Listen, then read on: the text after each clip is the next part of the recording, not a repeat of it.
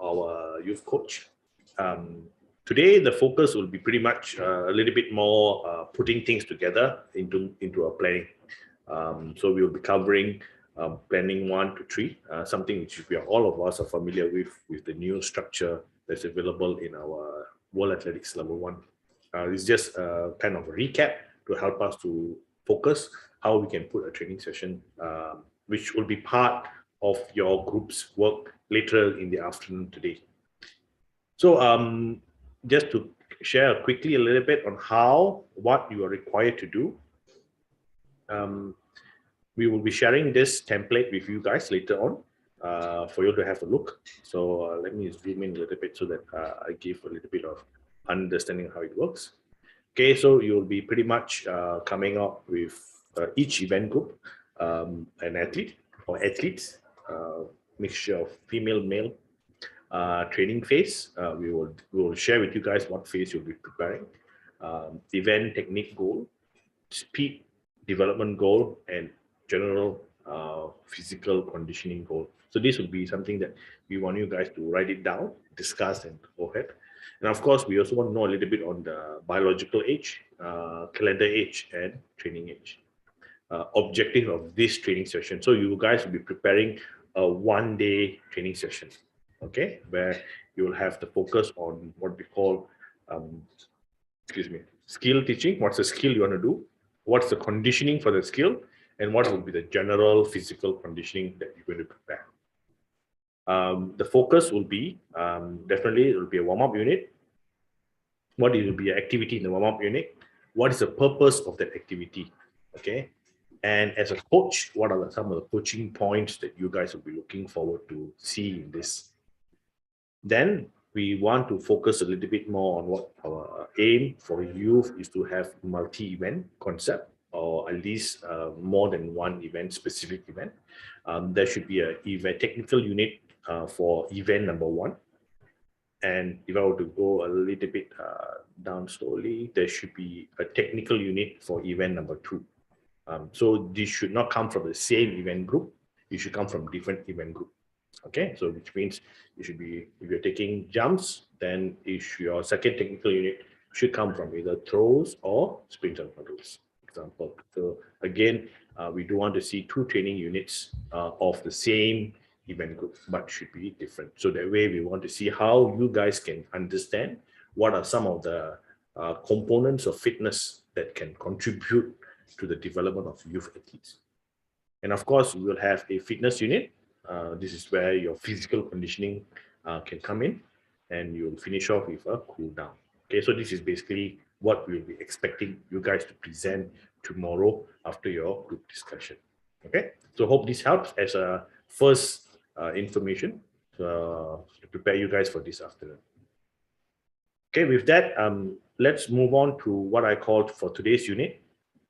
Today's unit will be pretty much, we'll be touching on what I call planning.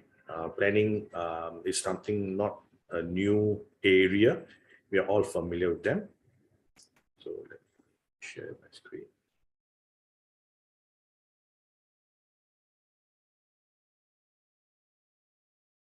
Okay. Okay, planning is something that we are all very familiar with. Again, before we proceed on, it's good to understand what are some of the components of fitness that will be available for us to use. Again, component of fitness, if you take it from a very general perspective, we have what we call the health-related fitnesses, okay, and then we'll have the skill-related fitnesses. So again, all these are important. Both units are important. But in specific to our sports, there will be some directions that we want to create. So on this part, I think we have covered quite a fair bit. The first one that we were all familiar with, it's coordination. Coordination. Okay, we've been talking about it. So it's in relation to not just the general movement abilities of all the body parts, moving forward, moving backwards, sideways, lateral, and it is also have what we call event-specific demands or technical components demand that we need to respect. Of course, next one will be what we call endurance. Endurance we have covered quite briefly. We have general endurance and event-specific endurance. So this is what we have covered. Flexibility, general flexibility abilities, mobilities, also part of that. So again, this is something we will have to look for. Flexibility development can have a variety of what I call areas, which we will cover later today. But also not just flexibility, it's not just holding a position, but it can be dynamic, it can also be mobile.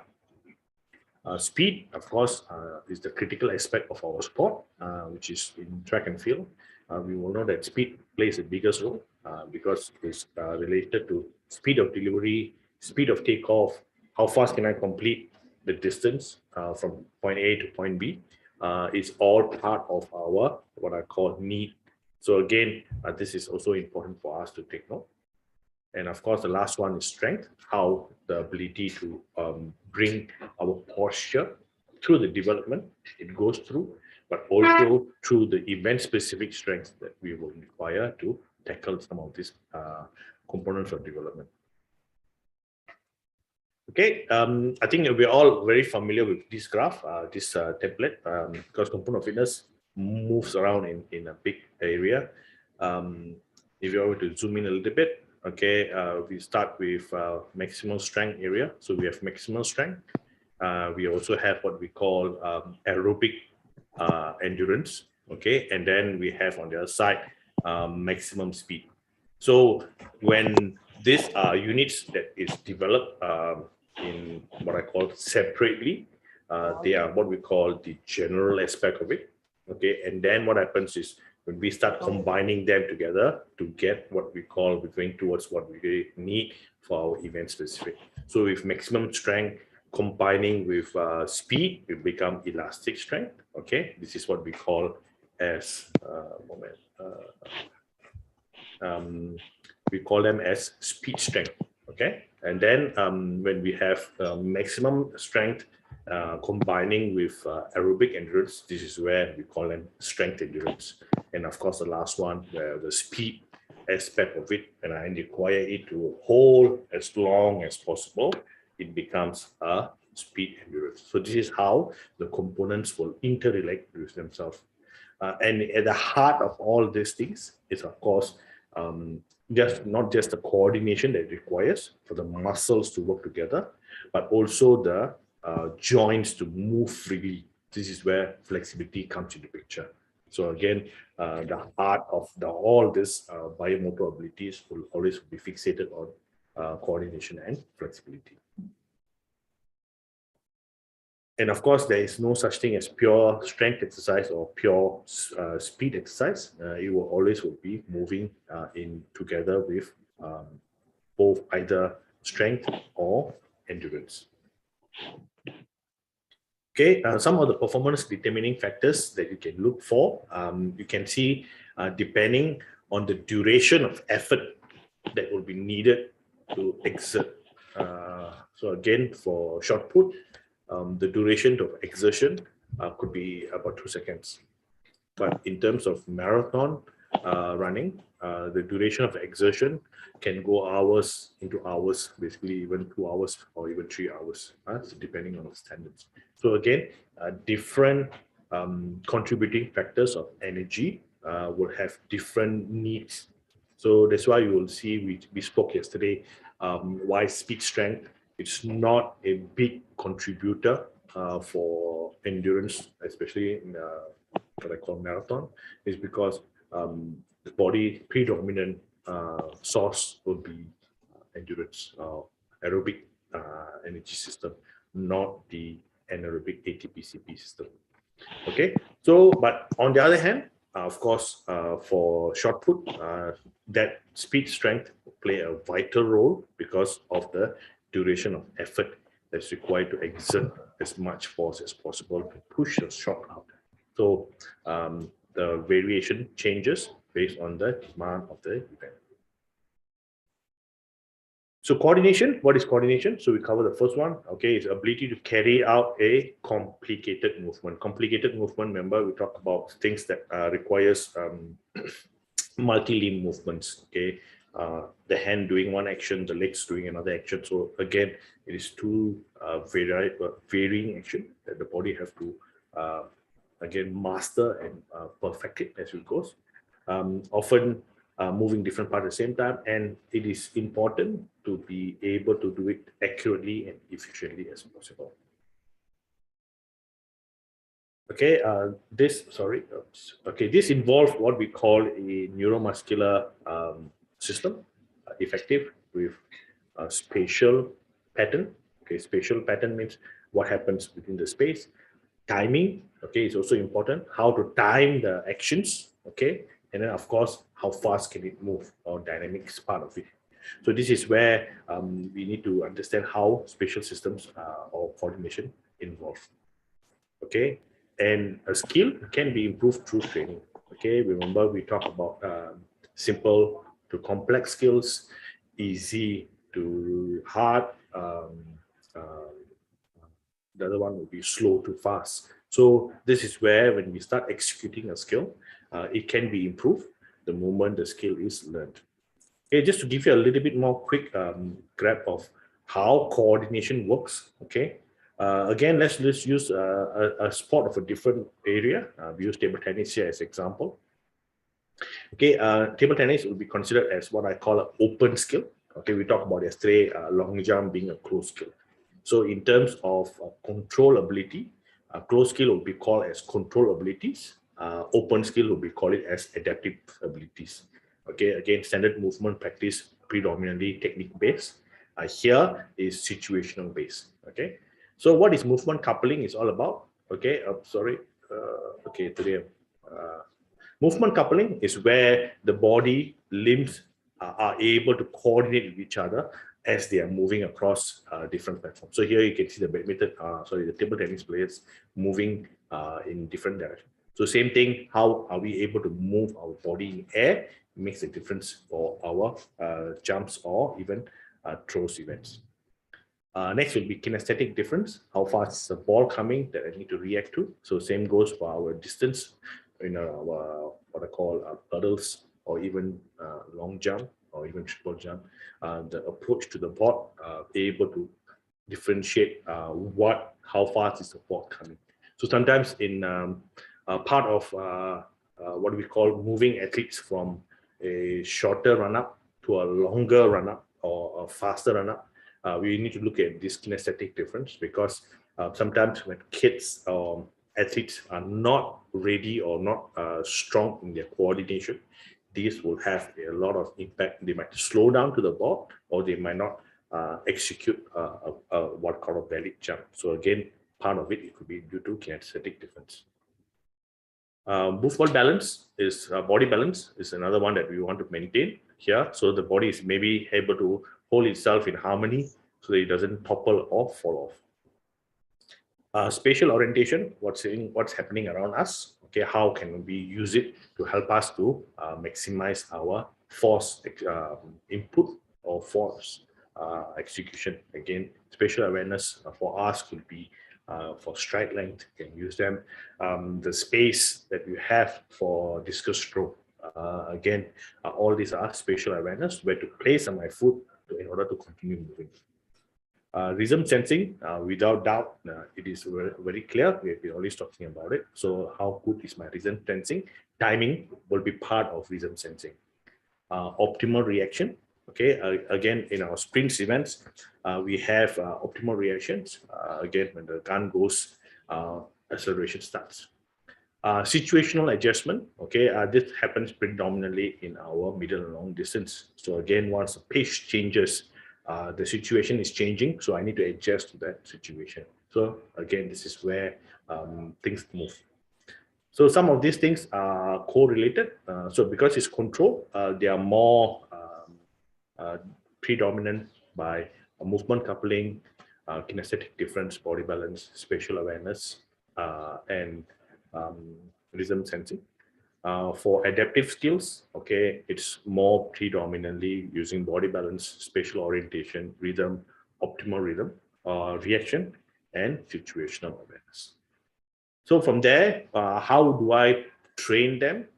Okay, it comes in this aspect. We call it the coordinative performance requirements. Okay, where there's a condition that's needed.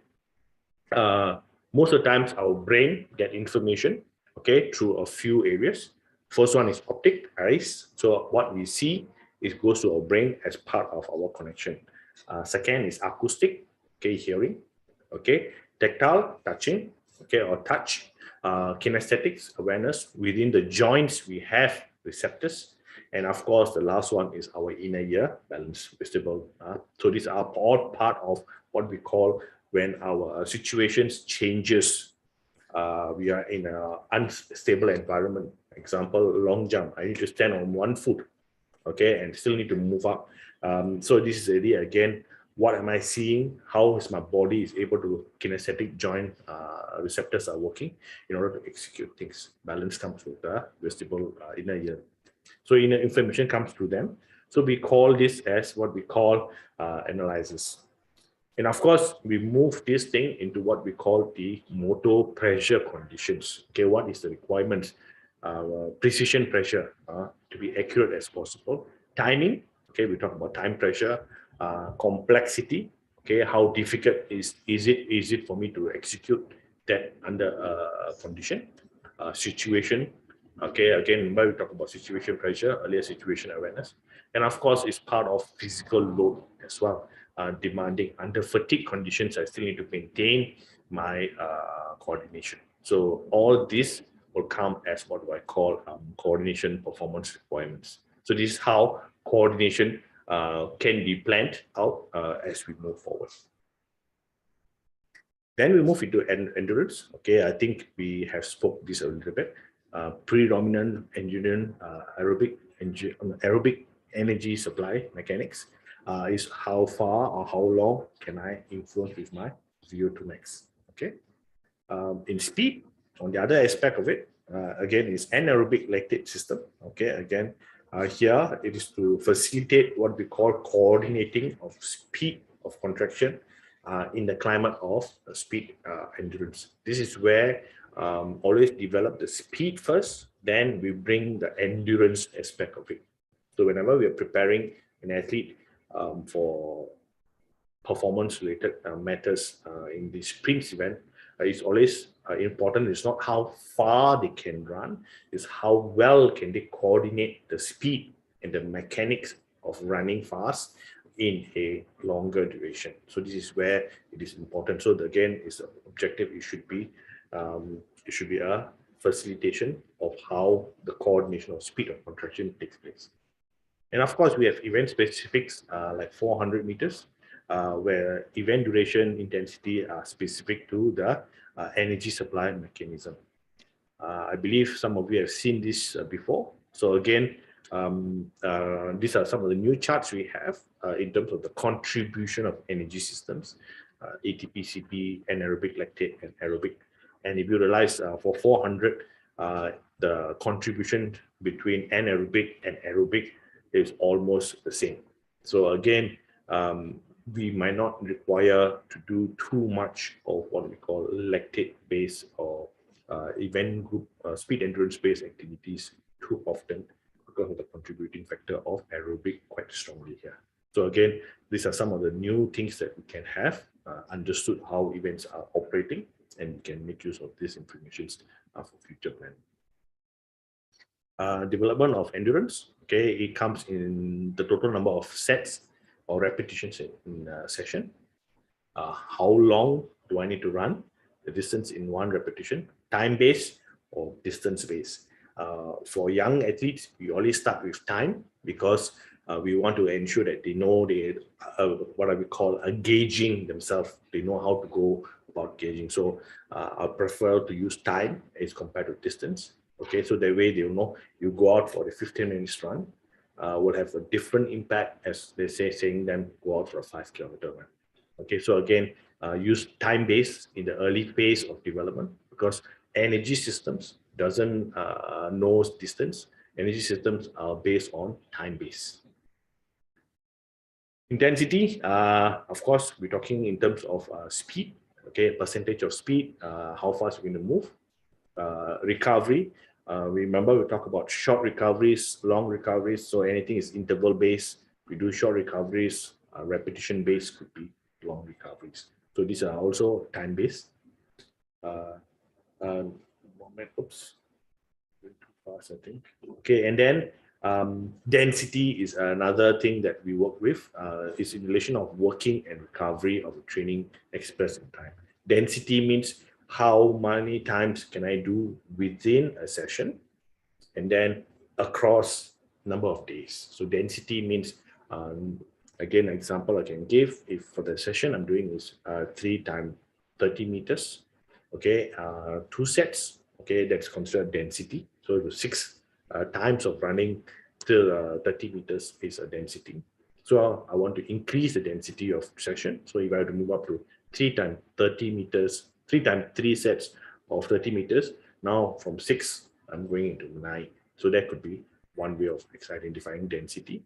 Another one would be moving it into what we call the number of sessions I want to have. Because endurance on our element is rather low intensity, we can afford to do them a little bit more in terms in the weeks, because of the recovery doesn't take too much to move from one session to another. So again, density of training session. Remember, we talked about developing of endurance earlier. One of the ways we increase is the weekly volume of training. Could be one of it. Okay, and of course, recovery activities could be varied between walk to easy jog. Again, this double colon is 10 seconds, so second space. So again, pause recoveries anywhere between 20 seconds of activities can have about 10 seconds of recovery. So again, you can use them as a short. So again, the recoveries usually will be shorter than the effort for endurance. Flexibility, of course, it is the range of motion that we need to have. It is a measure of the ability of the muscle or tendon to elongate within what we call a physical restriction of the joint.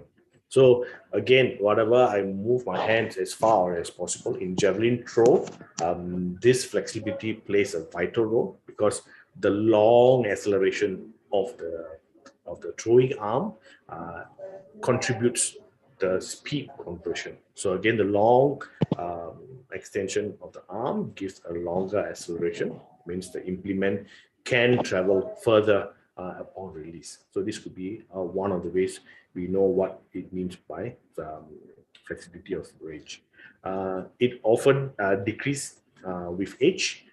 Again, already after puberty. That means, again, after once the onset of puberty, we really can see a decrease taking place. So regular part to your training, flexibility and mobility has to be a unit that you want to keep.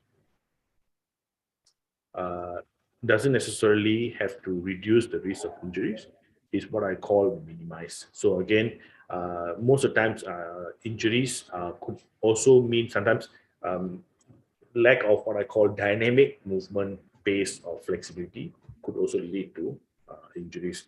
Again, if I'm going to do a fast run today and I'm doing a static hold stretch, okay, it could be detrimental because the muscle has not have sufficient what I call activation to do a quick activity.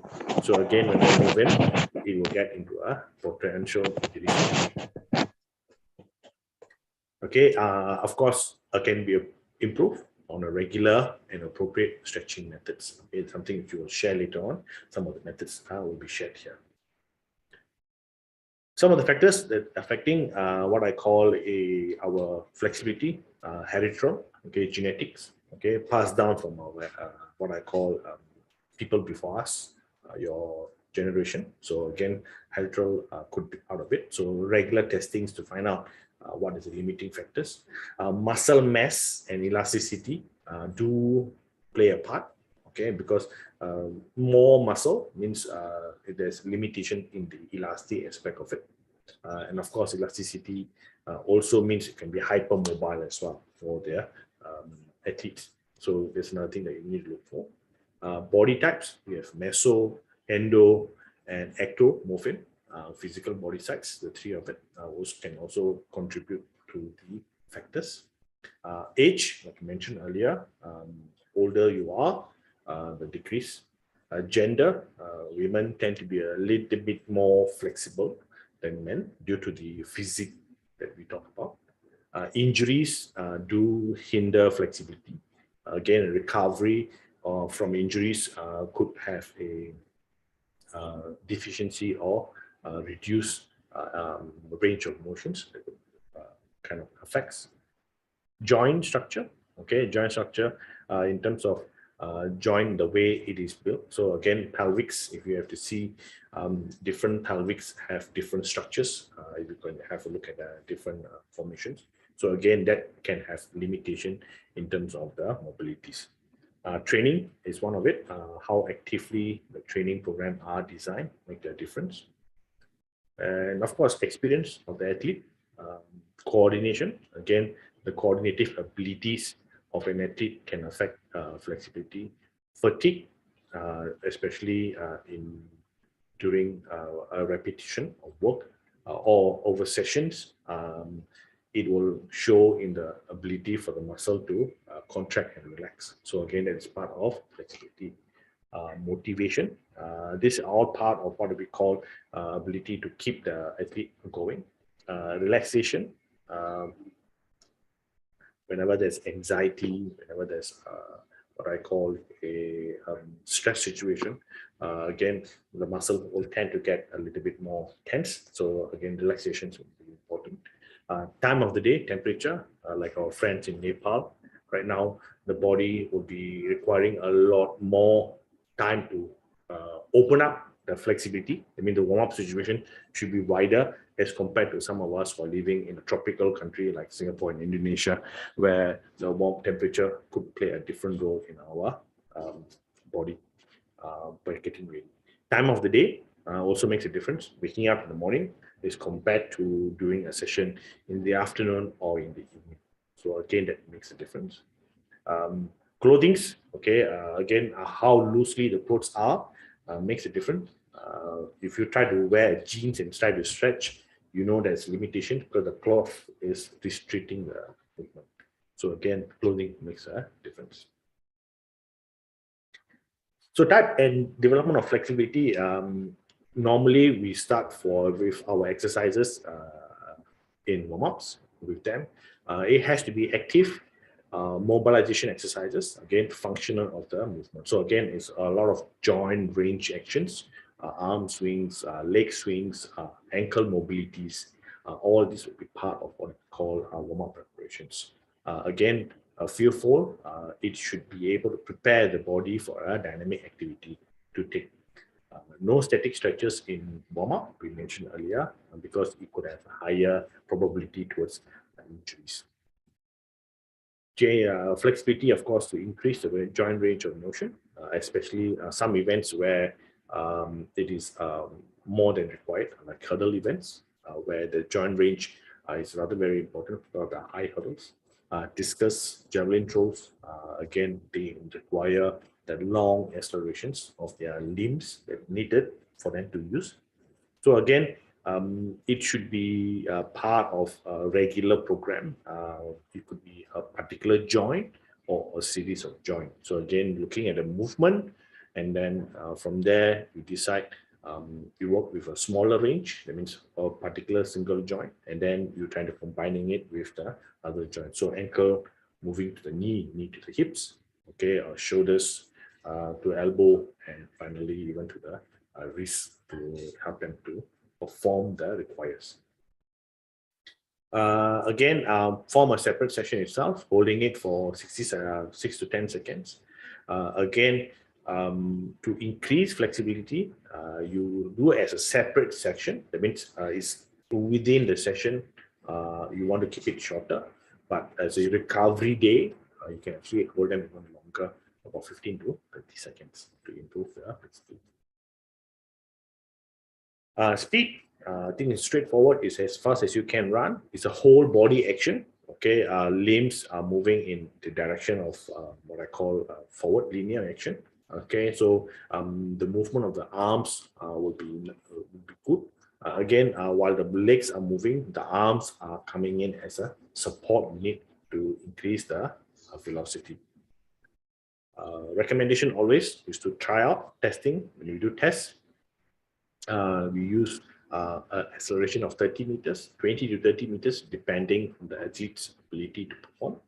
And then a high feet space of 10 to 20 meters. So this speed test, you can use this to time athletes the moment they enter the 10 meters, how fast are they able to cover.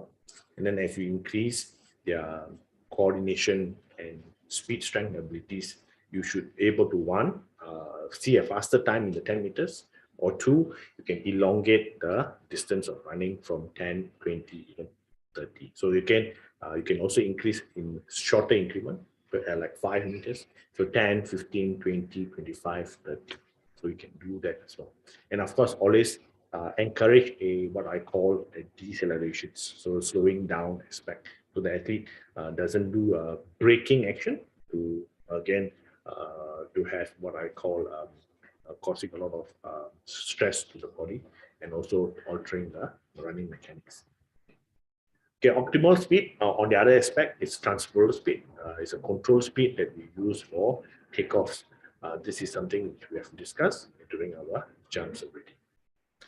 Acceleration speed, of course, change in the rate of speed as we're moving in. So can you remember what was the formula for acceleration?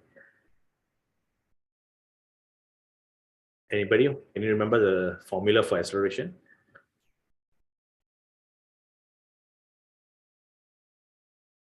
Meter divided by time. Time, okay, meter divided by time, okay, but here in acceleration, we want to see how velocity changes every second. So it should be meter divided by second. So usually for acceleration, we'll take meter divided by second square. So that will be an indication. So if you take, if you have an opportunity to record your athlete's timing at every 5 meters, you can use this to change the number of times to see how good the acceleration is. So again, acceleration should be the change of speed over distance and over how fast it takes place. Okay, the next one, we move into reaction speed. This is the time that between the stimulus, which is either first visual or a reaction that you'll see. Most of the times, we will see that in our sprinters, especially from the on your mark set position onwards, you will get to see this element. Okay, here. Of course, there's two aspects of it. Either they use the acoustic part of it to react, or what we call another one is called the anticipation. So sometimes athletes will do anticipation. Many times, false starts are created due to anticipation rather than reactions. So again, reaction time, it is, as the word says, is to react to a signal or stimulus. So this is how the body will change. Okay, then of course, speed endurance, we talk about it. It's a coordination of the speed of contraction in what we call an environment of endurance climate. Okay, so this is where it is important to understand that speed endurance is always about bringing the speed and the ability to coordinate that speed for a longer duration and not running the endurance aspect of it. This speed endurance is not enduring speed. So make sure when we're preparing speed endurance by aspect of it, we have a clear understanding of this. And of course, deceleration at the end of 100 meters is common because this is where the ability to hold the speed will not be forever because the intensity is to hit the maximum speed and not optimal speed. So optimal speed, of course, in distance races, we do them. But of course, the deceleration part will take place for sprint events. So some of the factors that affects, Mr. Parveer has shared a little bit on this, stride length and stride frequency. So let's look at what are the determining factors by them. The height of an athlete makes a difference in stride length. So again, when you want to incorporate stride length changes for an youth athlete, we want to ensure that peak height is attained. Peak height means your peak height velocity in the post-puberty is attained before you can actually help them to become faster using stride length as part of the thing. Limb length. Okay, limb length. How can we do them? One of the ways we do is you take your standing height. Another one, you sit down, legs straighten. You take the torso height. So again, if you can take the what I call a actual height minus away your torso height, you can get the limb length. The other way we do is to measure from our hip joint, not the joint, but we call it the great trochanter. There's a socket where your femur bone sits in. So this is what we call a great trochanter. So somewhere where you can feel by pressing around the hip area, you measure all the way to your toe, or sorry, base of the foot. So this is another way of taking your limb length. So can help you on that to understand. Again, musculoskeletal injuries does impact because it's strength related. So expression of strength could be affected by injuries. Flexibility, we mentioned that earlier. Posture control, okay, how well is your posture? Is your hip, where are they? Is it anterior tilt, or is it posterior tilt, or is it in neutral position? That makes a difference as well for the posture. And overstriding, this will also have a lot of braking effect. Whenever the body is touching in front of the center of mass, it's going to be always what we call a braking impact. So this is why we always say that you want to strike the ground, we want to keep the foot closer to the center of body rather than in front of it. Frequency, on the other aspect of it, it is something that we can develop right from the very early age. Interesting fact is the frequency of movement, looking at about 4.4 to 4.5 meters per second, can be attained by youth athletes with the age of 13, 14, 15. So the change you see are not big from international athletes. So again, the shift is rather smaller. So a lot more of strike frequency is important to develop at an early stage because of the opportunities they have. The central nervous system plays a vital role in the thing. And of course, we talk about the different type of muscle fibers that's available within our body. We have how many types of muscle fibers you're all familiar with? 2 types. The 2 types. What are the 2? Fast and twitch, I think. Fast and slow twitch. Okay. Of course, when you go a little bit more in depth on that fast twitch type, you learn that there are dissection between this fast twitch. You have 2 types within this fast twitch. So again, opportunities are available to train them to support this area. And of course, limb length will do support the frequency.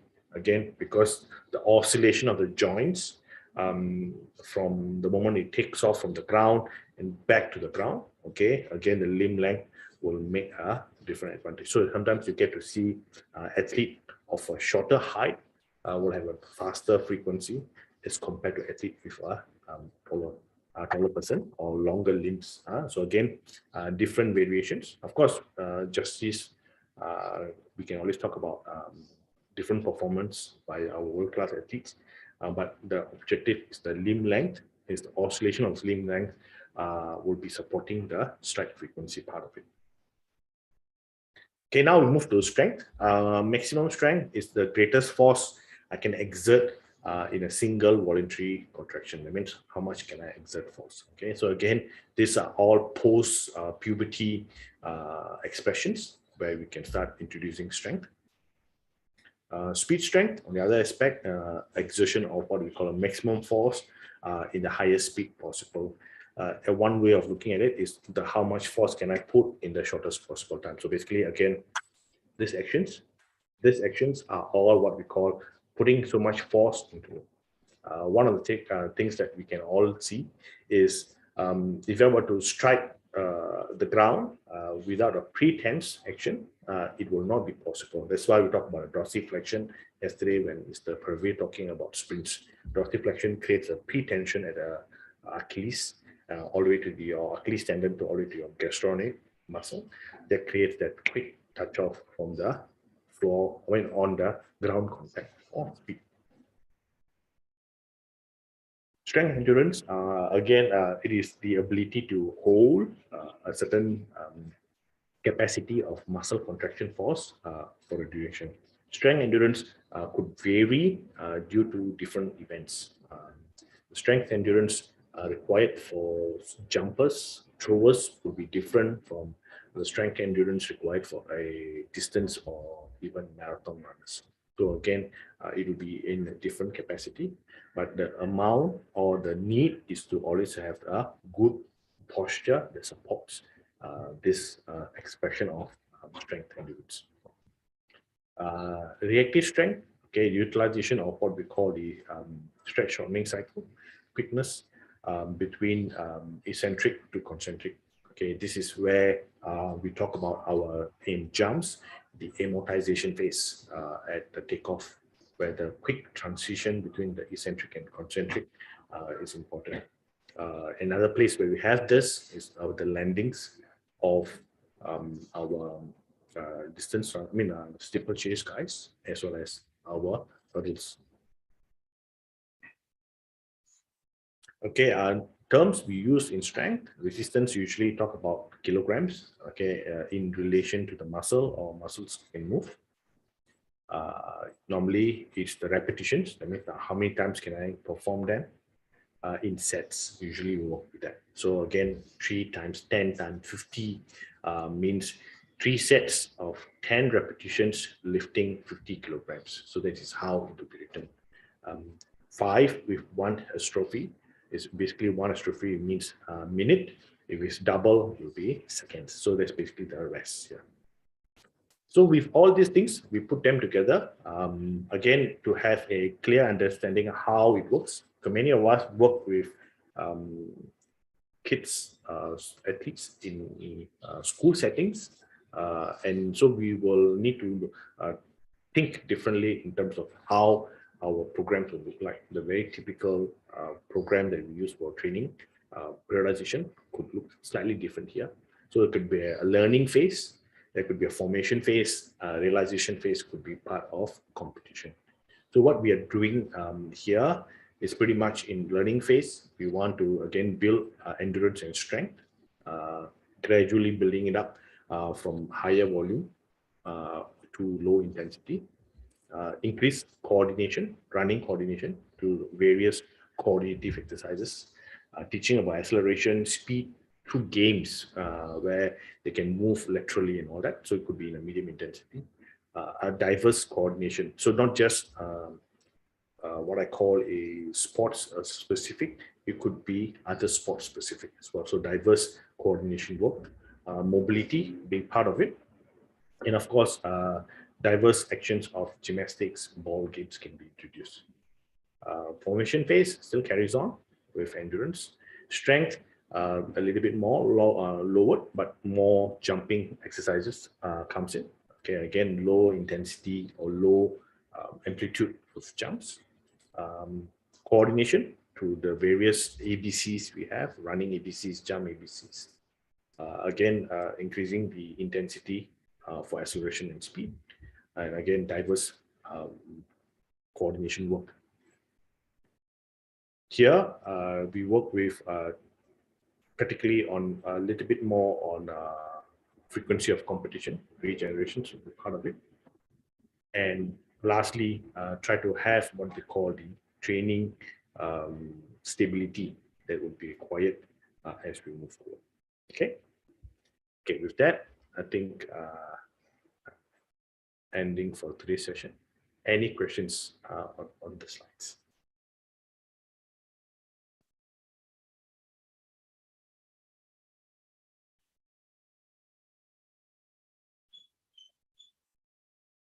Okay, any questions they all have on this?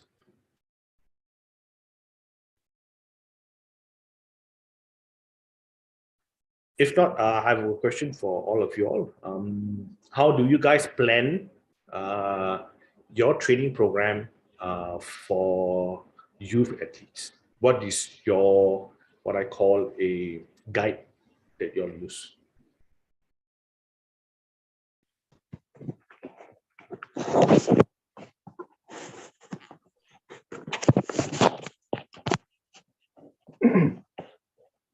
Yeah, anybody can answer. Just a sharing so that at least everybody's aware what dictates your training plan for youth athletes. Like at international world, we are dictated by periodization. That means the competition dictates our planning. But in school, on youth athletes, what dictates your planning? Overall development, sir. Overall development, okay, great. Okay, so that will be dictating. That means there should be influx of activities that should be taking place. So that means we are looking at continuation of movements and all that. Okay, good. Anybody else? What else dictates? Dictates means what else? What else you need to take to consideration when you're planning for youth athletes? Okay, sir. From my point of view, Uh-huh. I think the 5 components of fitness, we have to like balance all these. Sometimes we have to do coordination, and sometimes we have to focus on strength, and also sometimes we have to develop their speed. And all looking at all these 5 components, we have to balance the load of the training and also put the minimum and sometimes maximum, like looking at the capacity of the athlete. Okay, Ken. So you're talking about how you want to manage that in a week. Okay, I mean in your training Yes. modality. Okay. Yes. Questions I always ask.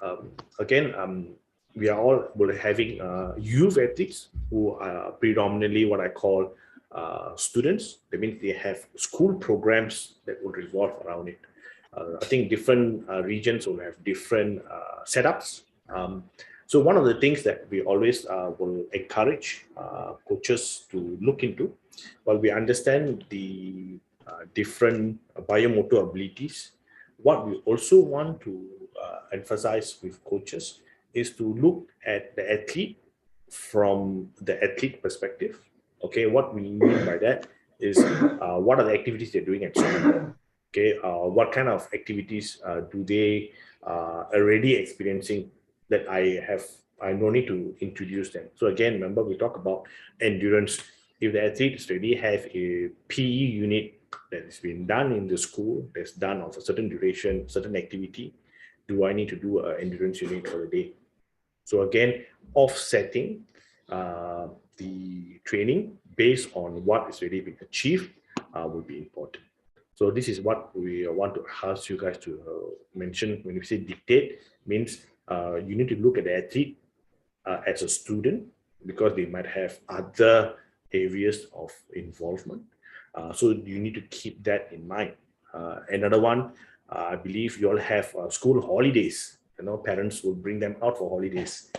So again, that will also disrupt training programs, training units. So again, keep all this as part of your planning, so you know exactly how you're developing them. So again, the units that I need to do, has it been achieved for the day through other activities or it is not? Then I can put it in.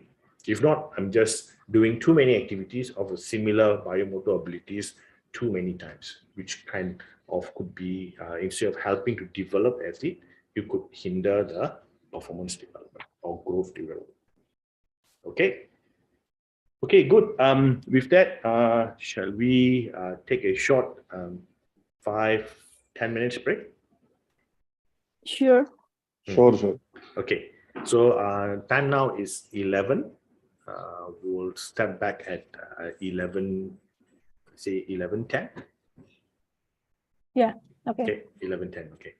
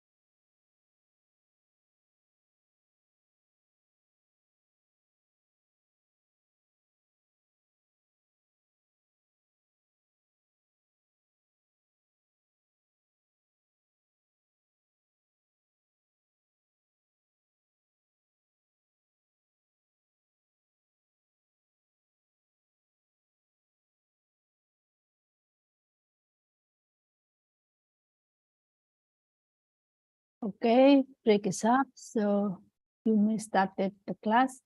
Mic is yours, Mr. Parfir.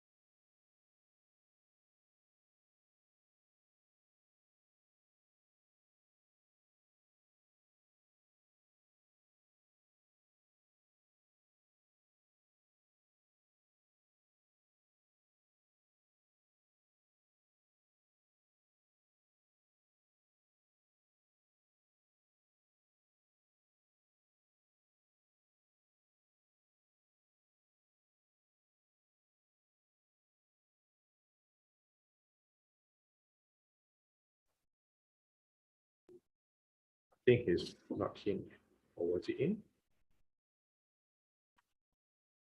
Let me do a No, quick he's check. here. He's here. Here? He is here. I saw it. Wait. Maybe his connection. Ah. No, he's here. Oh, here? Okay. Okay. Maybe it's-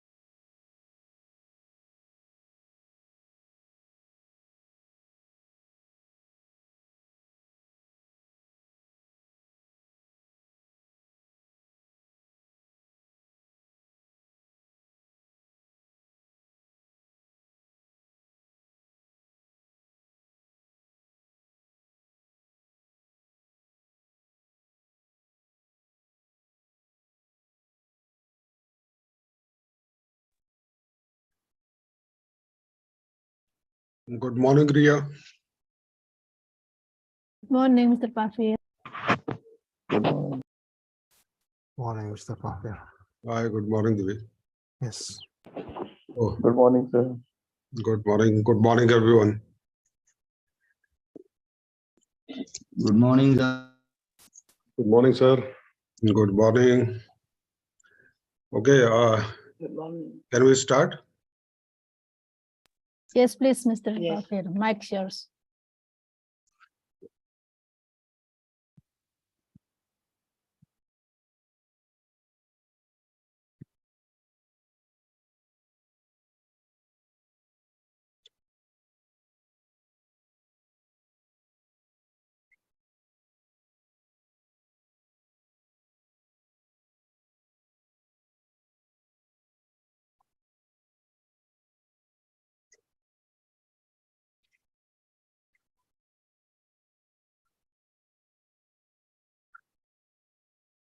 Okay, so we'll begin the next topic. It's planned approach 2. So this will cover mainly about the load.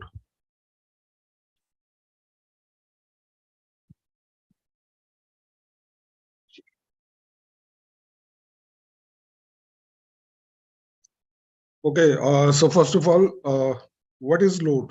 What do you mean by load? Already we have discussed this in level 1 and load, level 2 courses. Can anybody explain what is load in sports training? Volume into intensity. Okay, right. Anyone else? How much training you can do in a week or monthly basis? These are Okay, depending right. on the load. Mhm. So, anyone else? All right. So this is the definition given by Von Gambetta, conditioning expert. The training stress placed on the body is called the load or stimulus. We call it load, we call it stimulus also, because this training load or training stress is we put on body through training exercise, as you mentioned, or volume or intensity. It is the product of volume and intensity and other part also. So that stress we put to have to improve the performance that happens because of adaptation. So this is the definition of load. So actually this training load is a central concept in sports training. We want to improve performance, and performance will be improved through this training load or this training stimulus only. So this is the central concept. So for the improvement of performance, you have to increase the load, and you keep on increasing in some progression. So load is a phase through which the performance of an athlete is improved, which consists physical exercise or movement leads to cause fatigue. So fatigue is always a product of training load.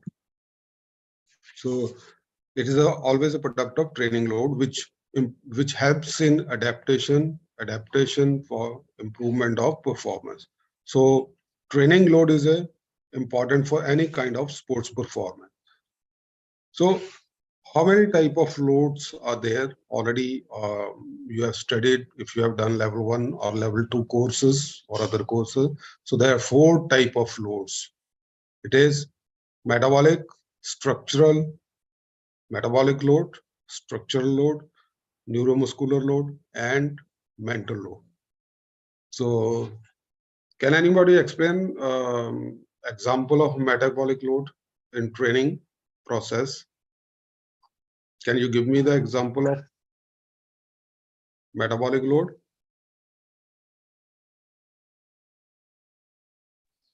Which Okay. energy system we use during the training is called as metabolic load, sir. Okay. All right. Okay. So if we say metabolic load, it is mainly related with the energy consumption. So whatever training we are doing, if it consumes a lot of energy, that will put a metabolic load pressure on the body or the body system. So metabolic training maximize calorie burn. So examples are long runs. You do go for long running or forward leg or other means of training. So metabolic load is the amount of energy required to complete a task.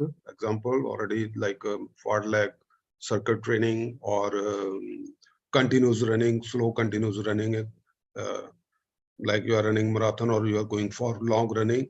So it maximizes your calorie burns. That type of load is known as metabolic load.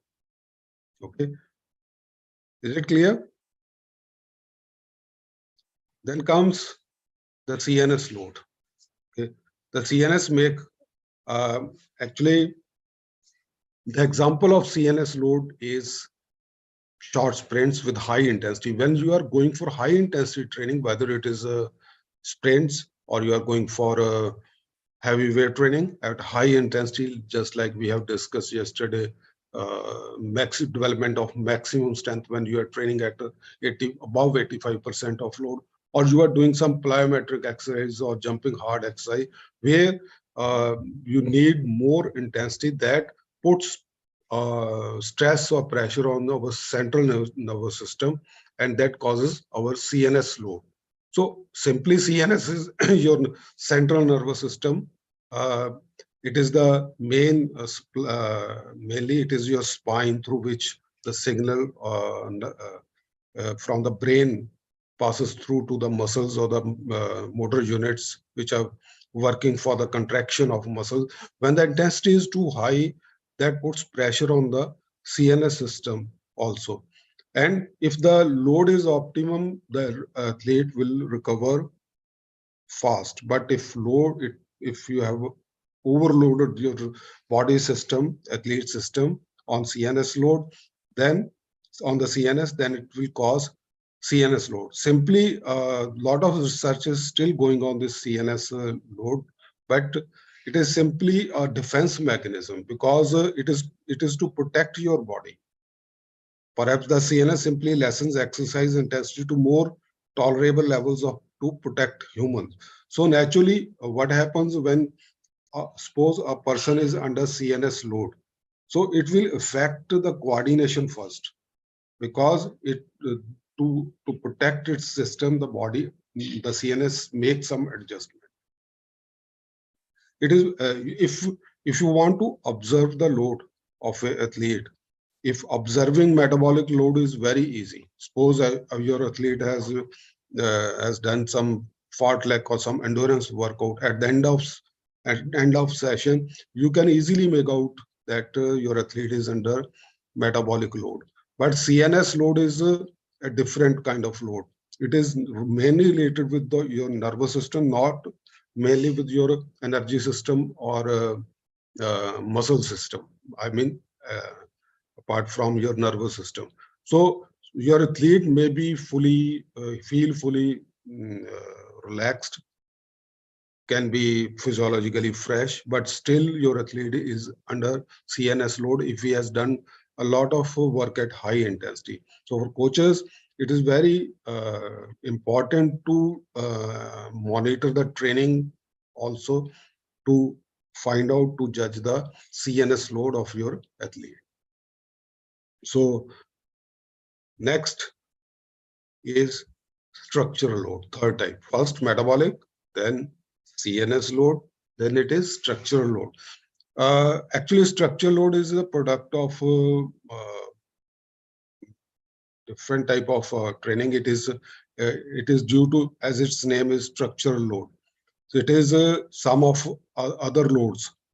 Like for example, you have done some session, you have done some sprints, or after that you have done, suppose your athlete has done strength training. So your athlete feels some muscle soreness or some muscle stiffness, like that is structure load that you can feel directly on your musculoskeletal system. Then comes the mental load.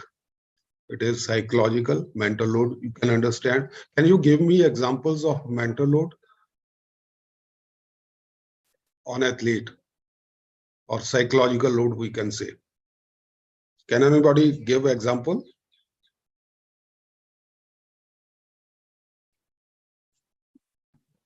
Relaxing and contract like Jacobson method. Right. Competition pressure also. So Competition preparation. Yes. So mental load is when athletes are exposed to significant cognitive and emotional load. So cognitive, you are thinking before any competition or training or some other thing related with your training or competition, and emotional load also. Okay, or it is fear or anxiety or some other pressure. So that is mental load. Athlete can get this mental load for any source. It is social. It can be, for example, social media for elite athletes, sponsorship or some selection, or some injury concern also. You know that when training is going fine and athlete got some injury, maybe coach and athlete and doctor know that this injury, their athlete will be cured within 10 days or 15 days, but that puts some mental load of pressure on your athlete also.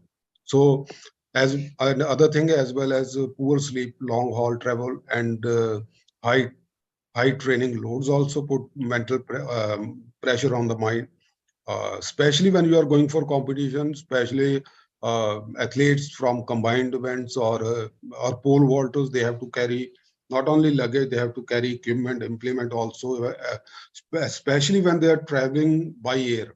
So sometime on the way they face many problems because of this equipment and luggage. And combined event athletes like decathletes or heptathlete, they carry many spikes, shoes, and other kit also. They have two separate suitcase. One is their personal, sports kit, and some other equipment also.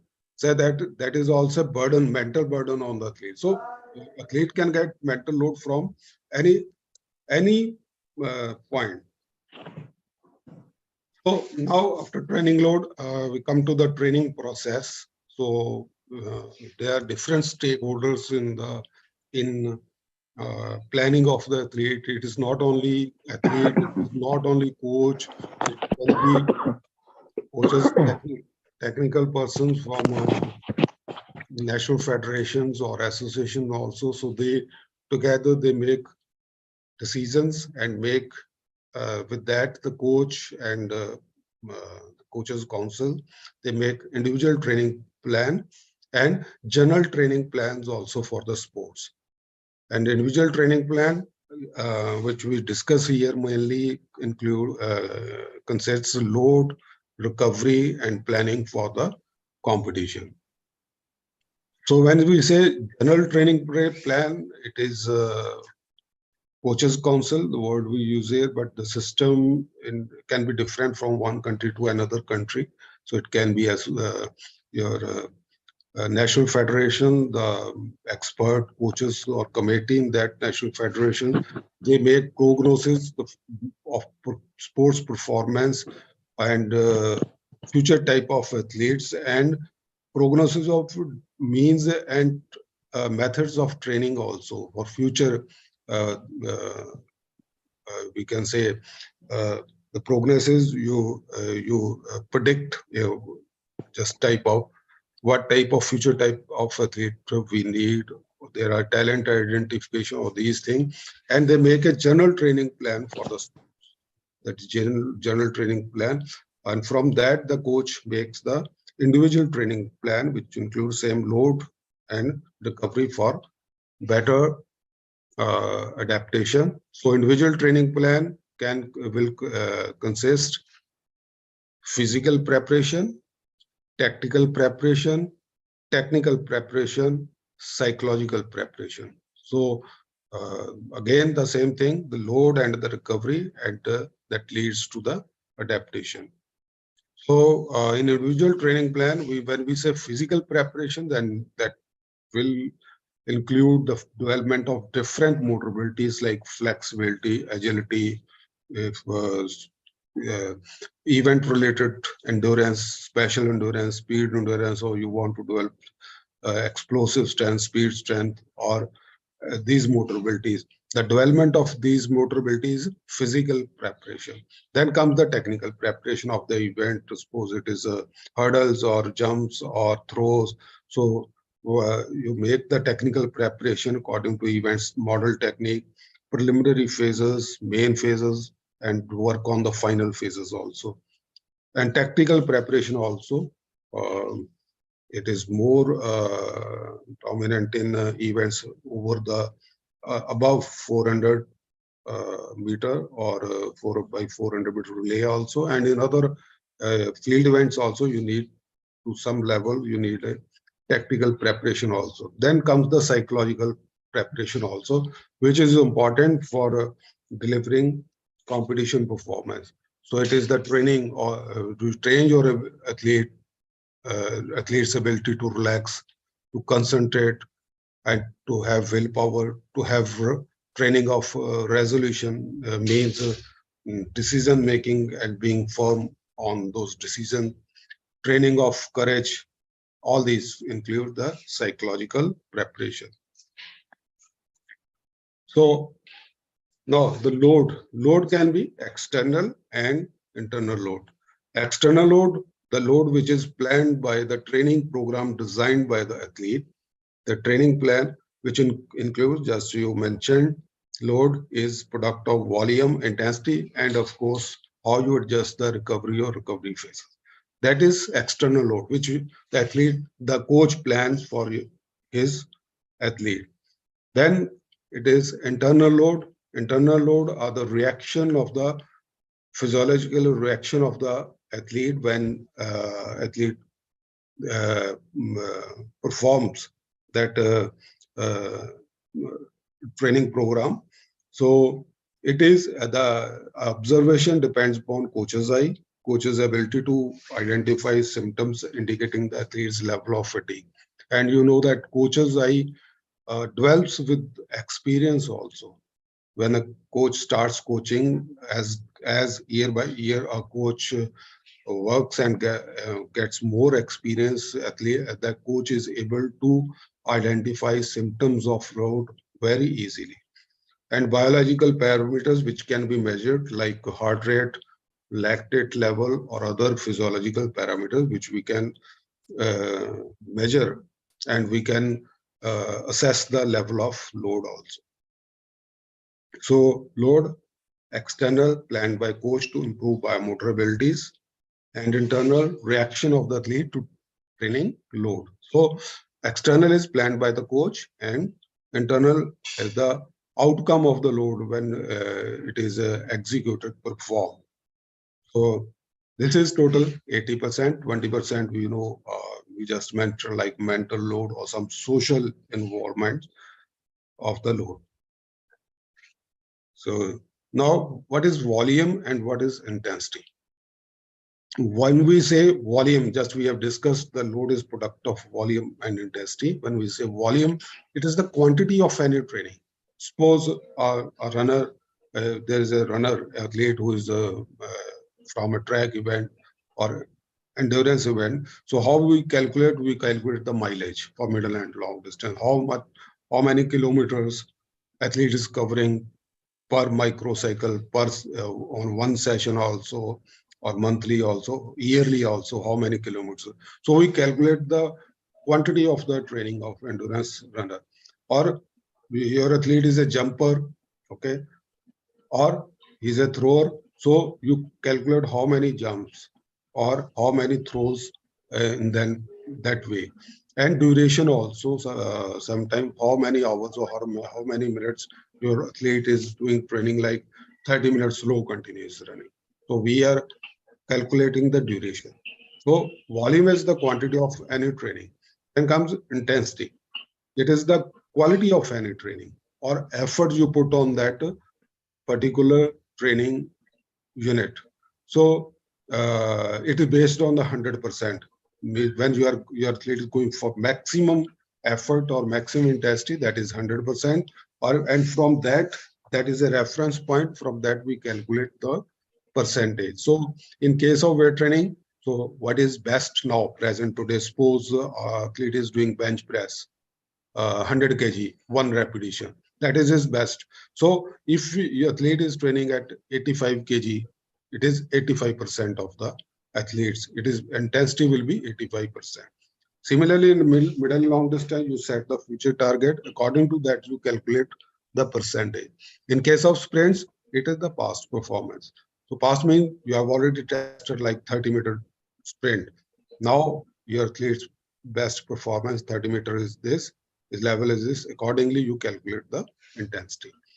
So intensity we can categorize like this: maximum is 95 to 100%, sub maximum 85 to 94%, high 75 to 84%, medium 65 to 74%, light 50 to 64, and if it is 30 to 49, it is low intensity.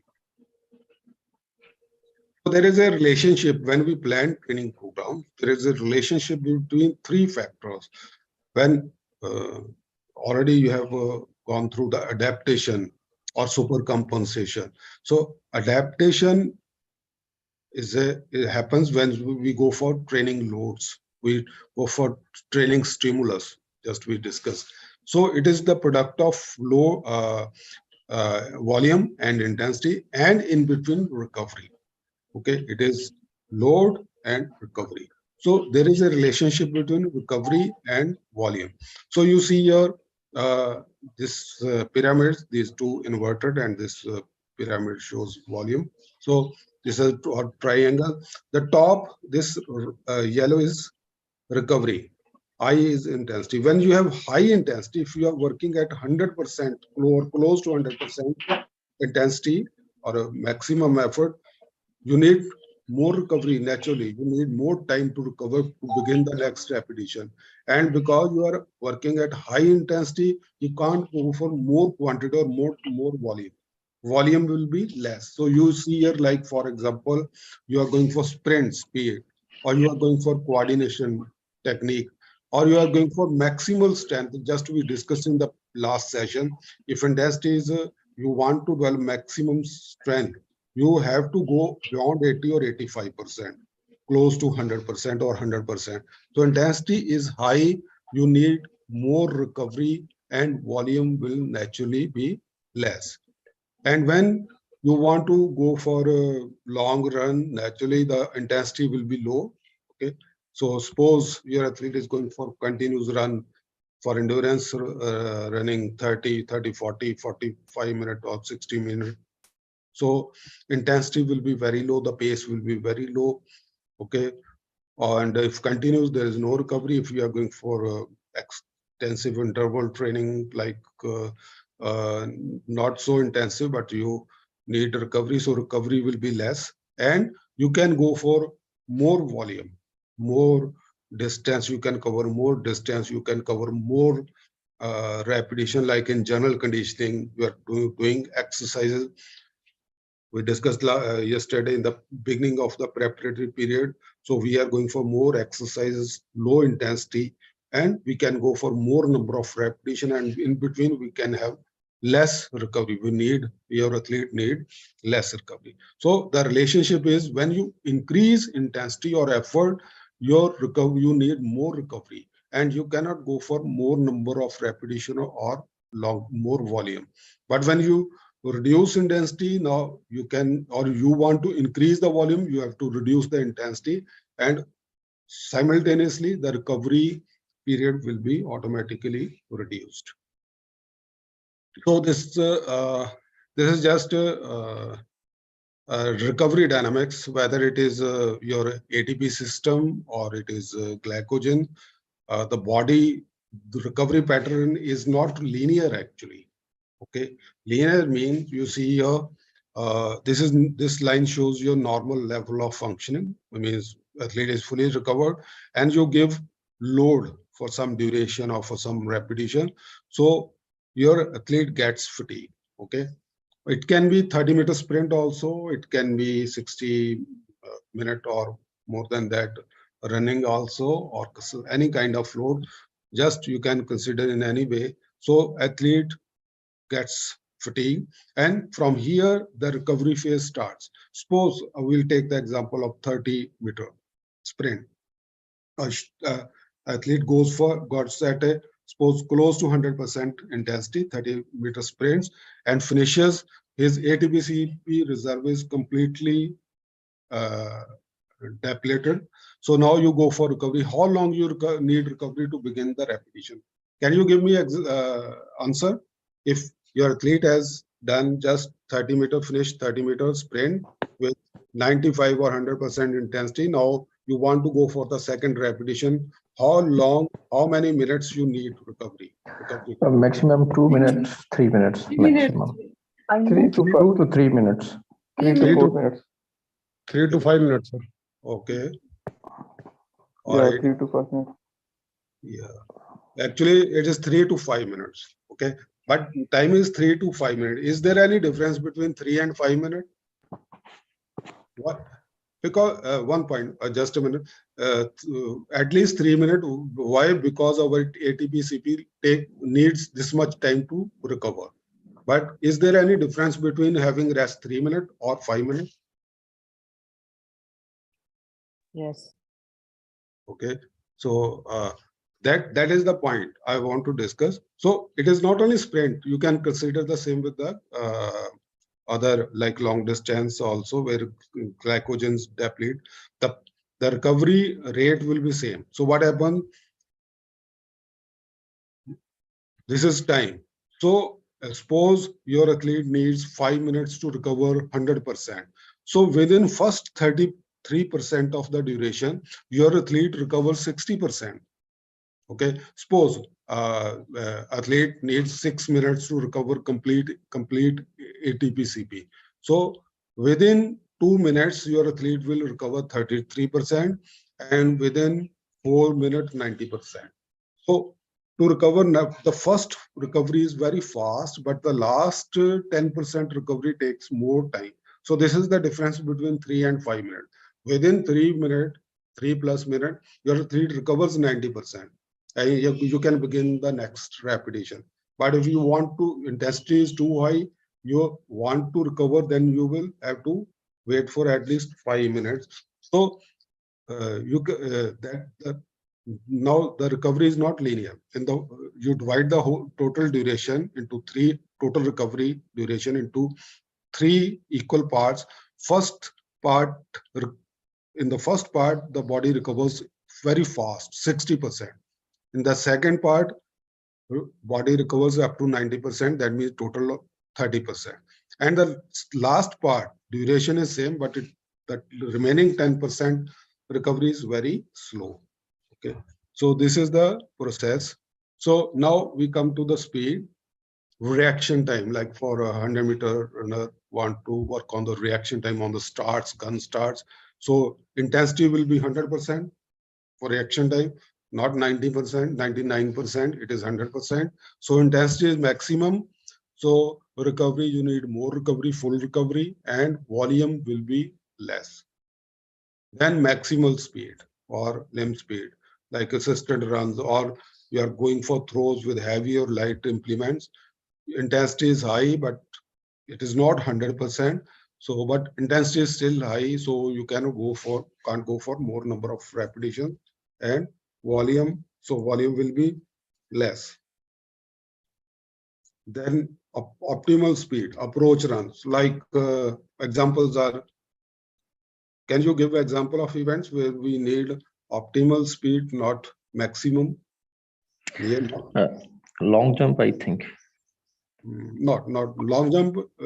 We can't say 100%, but it is the target is close to the maximum speed. But optimal speed means, of course, I can say optimal. But there are events where Triple jump, javelin throw. Yes. Triple jump and javelin throw. Javelin throw is 100 meter. right. Javelin throw is right, and high jump also. High jump, yes, sir. High jump. So if you see the approach velocity of high jumpers and javelin throw, it is almost similar at international level, 6 to 7 meters per second. Okay, it is controlled because if the velocity is more than that, it will actually the athlete may not be able to convert that velocity into takeoff or into the release in high jump. So effort is not at high percent at a maximum intensity. So you can go for, because optimal speed approach run, you can go for intensity is controlled. You can go for more number of repetitions with just less recovery. Less does not mean too less, but optimal recovery. Similarly, in strength, when you're working on the maximum strength, we have discussed yesterday, when you want to develop maximum strength, keep in mind, you have to go beyond 80%. Below 80%, you are not developing maximum strength. So intensity will be high, recovery will be more. Like in weight training, you are doing any exercise at high intensity, you need at least 4 to 5 minute rest between sets. You are doing plyometrics, high intensity, you also need a good recovery. You cannot go for high number of repetition or more volume. So then comes speed, strength, endurance, like for runners going uphill. So intensity is not 100%, but good. According to intensity, you have to plan the recovery and volume. Then this is maximum strength. You can see on the top, it is maximum strength for NMS, neuromuscular system. So it is when you are developing, it is intramuscular coordination. The target is to recruit maximum number of muscle fibers, fast tissue fibers. So intensity is too high. So, but when like bodybuilders, they go for a hypertrophy. So intensity can be less and more repetition. Even repetitions are too high, they go till exhaustion. Okay, so developing maximum strength, you need to go for more and developing hypertrophy, you need to go for more and more bigger, larger volume of repetitions and sets. So endurance, speed endurance, where intensity is high, again, more you need more recovery and volume will be less. So can you give me example of speed endurance, repetition and their intensity and rest interval? Can anybody give example of training example of? 120 speed and Yes. 150 meters. Okay. Right. And typical example where you produce high level of lactic acid, your lead. Once large sprint. Or like going more than 150, like 300 meter. Suppose 200 meter. 200 200, meters, 100. two times repetition 2 and 301, and rest in between 5 to 10 minutes. No, yes. 300 So meter minus. when you are your training is producing a lot of lactic acid, you need more recovery 5 to 10 minutes, and you cannot go for more number of high number. 200, 100 meter. Okay. 12 minutes. So then comes the event specific endurance. It depends upon the event. Like as you go for longer distance, intensity will be less. But if the distance is less, like 800 meter, intensity will be high for specific endurance. So similarly, you need more recovery and volume will be less. Then extensive interval training, where the intensity is less, recovery will be less. Volume, you can go for more number of volume. For example, 200 meter, 10 repetition of 200 meter and recovery around 90 seconds. This is one example. So intensity will not be high because recovery is only 1.5 minutes. So intensity will be low and repetition like 10 repetition, one set, and you can go for the second set. So this is the example of extensive interval training. Intensive interval training, high intensity, volume will be less, number of repetition will be less, and rest will be longer. General endurance, you need in general endurance, the volume will be high, intensity will be less. Sorry, sir. I have to interrupt you, sir. You said 90 seconds for 10 repetitions for 200 meter. This is the example of extensive interval training. Okay. This is just one example. It can be different also. I have given just one example. Oh, this is not specific, right? Okay. Sorry. This is not specific, right? No, it is you develop endurance. So at low intensity, so repetition. This is extensive. Extensive interval training means intensity is low. But when it is intensive interval training, their intensity is high. Okay. Like you just mentioned 150 meter repetition at high intensity. Yes. Like 60% of your your 100%.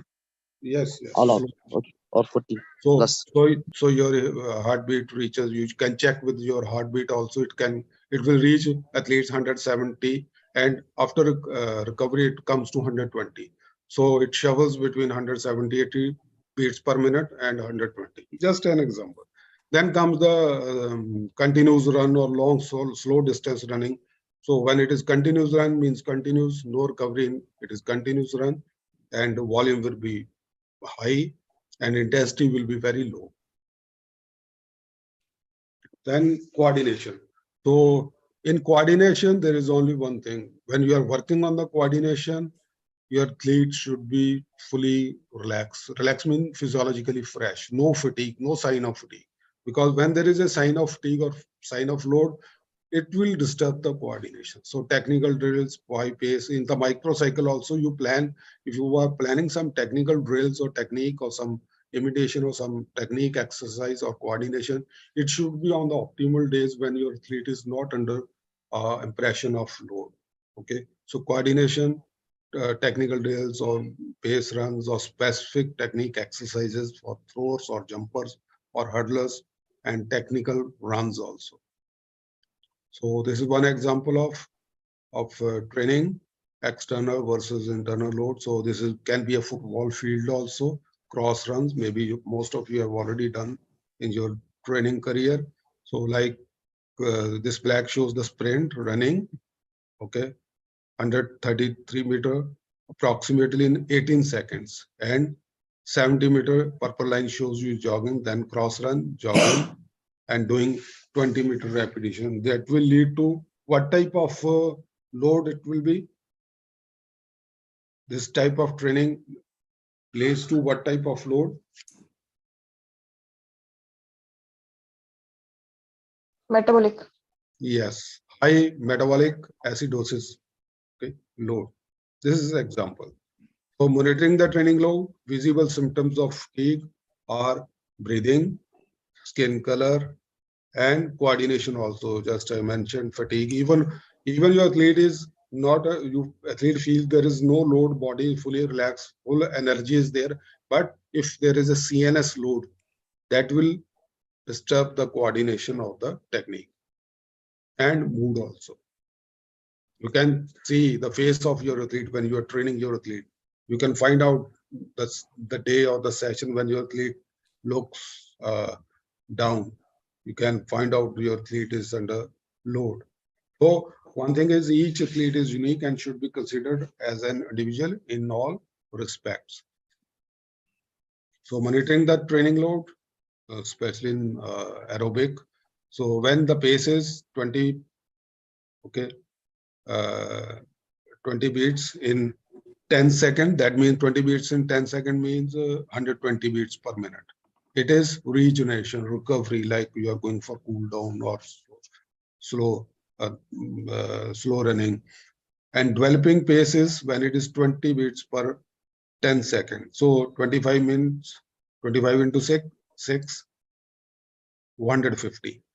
And then when it is above that 150, suppose 28 or 30 beats per 10 second, it is close to 180 beats per minute, then it is fast, continuous. So basic pulse rate, which is also known as basal heart rate, the morning when the athlete just wake up without doing any activity, just lying on the bed, it can be around, for elite endurance runner, 28 to 40 beats per minute, but for an untrained normal person, it is in between 60 and 80 beats per minute.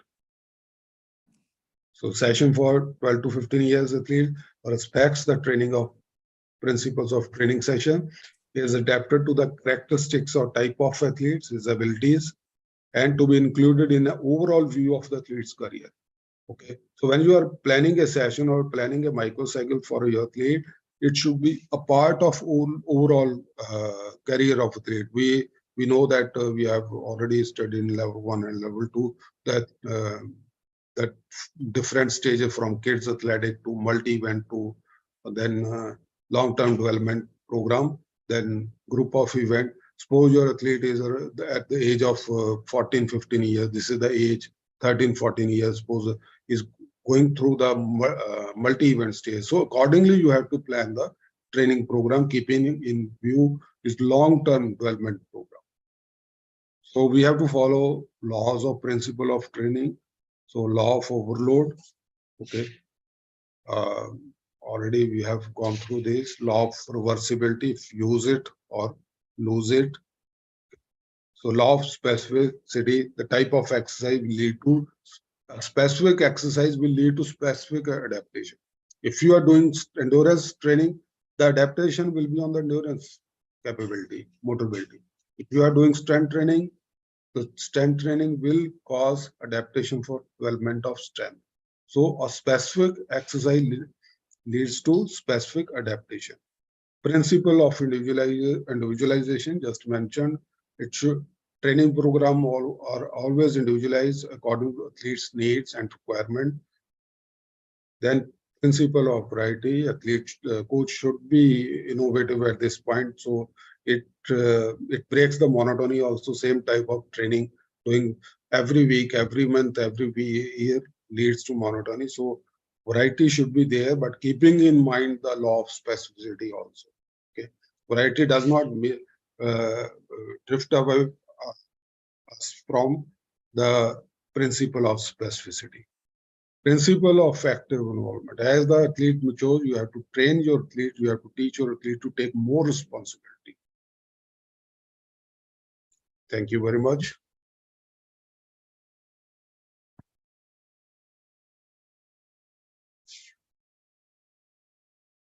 So if you have any question, you can ask related with the training load, recovery, or adaptation. There is one question, not a question, but a request on the chat box. I will see.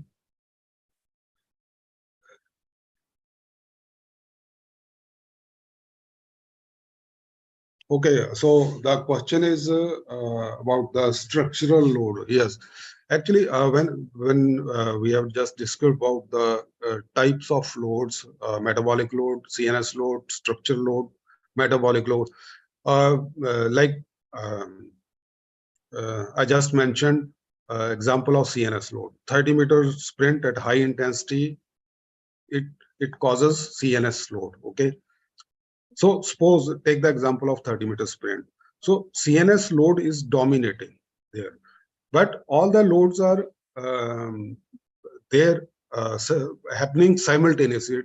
It does not mean it is only CNS load, but there is can be mental load also. But there is some small amount of metabolic load is also there, and structural load is the load we put on the musculoskeletal system with any exercise. Just you mentioned, asked about the plyometric or weight training.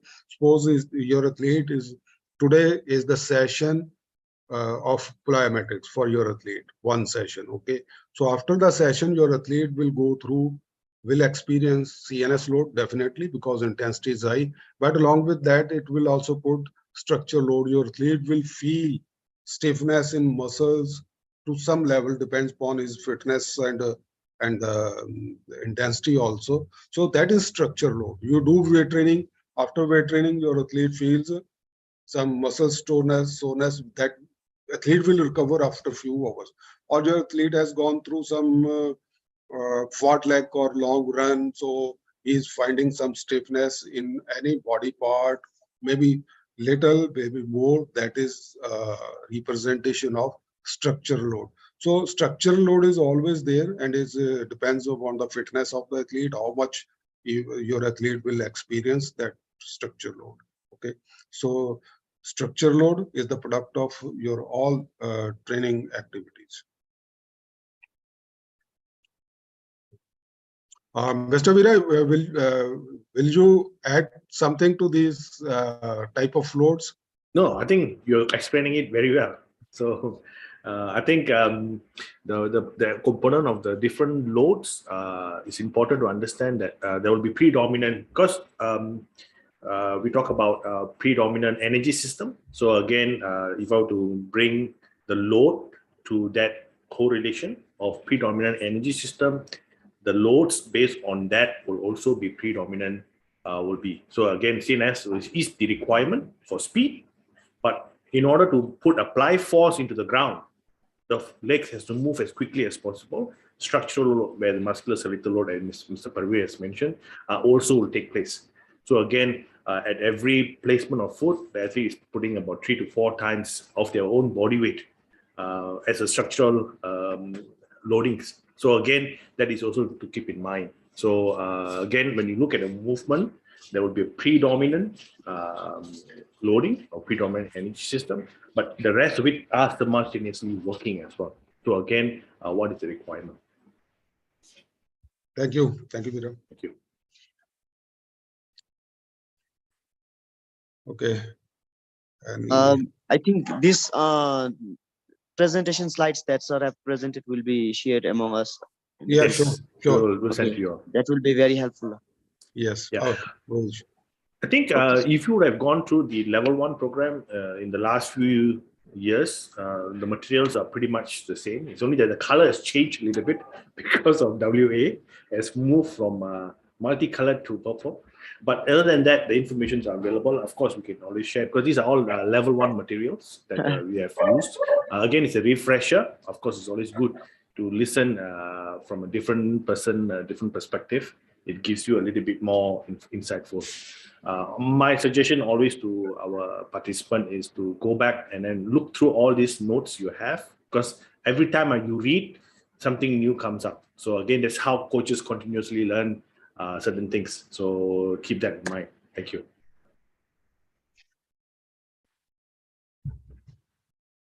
Okay, we can end the session here. So Yes. Okay, time now is 1 o'clock. Oh, sorry, 12 o'clock. We will come back at 1 Yes. for one more theory, and then thereafter we will go into our group sessions. Okay. Okay, so see you all back at 1 hour's time. Okay. See you all. Yes, Yeah. you, sir. Bye-bye.